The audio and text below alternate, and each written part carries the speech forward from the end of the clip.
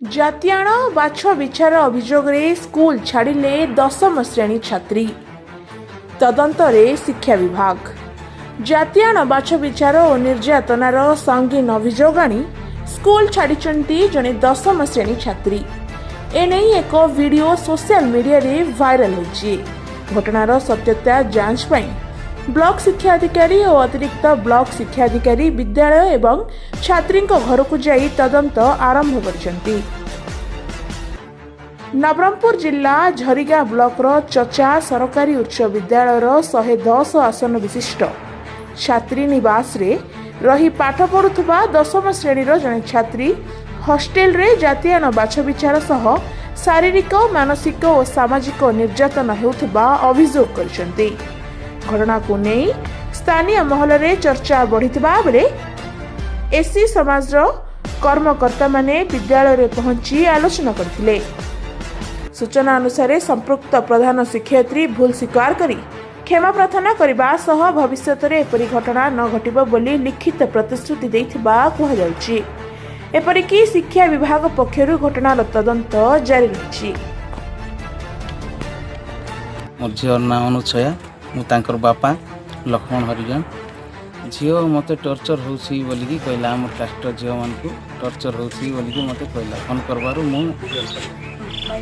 गली मत सोमवार राति फोन करला सोमवार राति फोन करला मंगलवार सकाळे गली सकाळे जाइए 10टा स्टाम्प सब थे सार मैंने स्टाम्प थी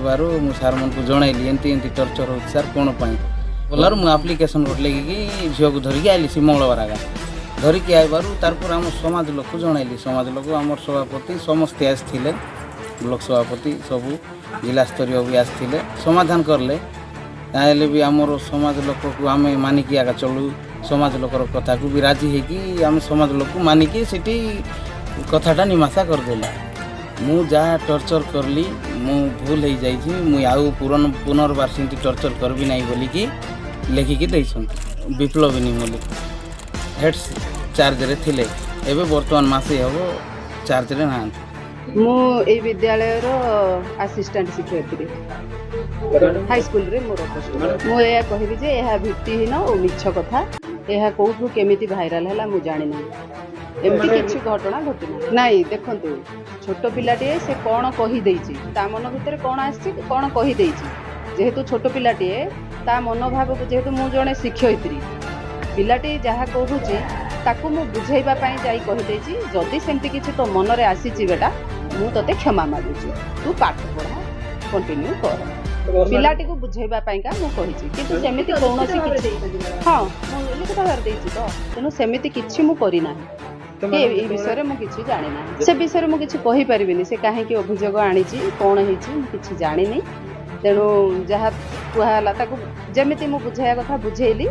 आउ ताकू पचारिली मु तो सेमती किछि कहिछि कि से किछि कहि भी पारु नथला 110 पिला से भितरे काहा भितरे सेमिति मतभेद करा जाई नाही कि केबे करा जाई पारिबो भी नाही 110 पिला 5टी रूम से माने समान भाव रे समस्त मिलमिसी रहंती से विषय मु कहि परिबिनी से काहे कि आनिछि कोन हेछि मु आउ जानिनी विषय मु आउ कहि परिबिनी से विषय मु जानिनी ए अभियोग संपूर्ण भाव रे मिछ यह कहूँ स्कूल रे 11 मसीह आज 26 मसीहा है केभे एमती है एबे कौन यहाँ हवा कथा कि एमती है ना मुझे समाजर लोक मैंने भी बुझिले समाजर लोक मैंने भी बुझिले जे पिलाटी तरफ कौन गोटे मिसअंडरस्टैंडिंग होती आउ पिलाटी को भी सही ही सब समाज लोक बुझे छात्री को जे माँ एमती किसी जदि तू कहलुनि आगुरी कहीं एत दिन पर केमिति की कहलु जिते बड़े कि से हाथ में कौन चार्ज ना ना प्रधान शिक्षयित्री चार्ज अच्छी ना हॉस्टेल चार्ज से कौन चार्ज रे बर्तमान ना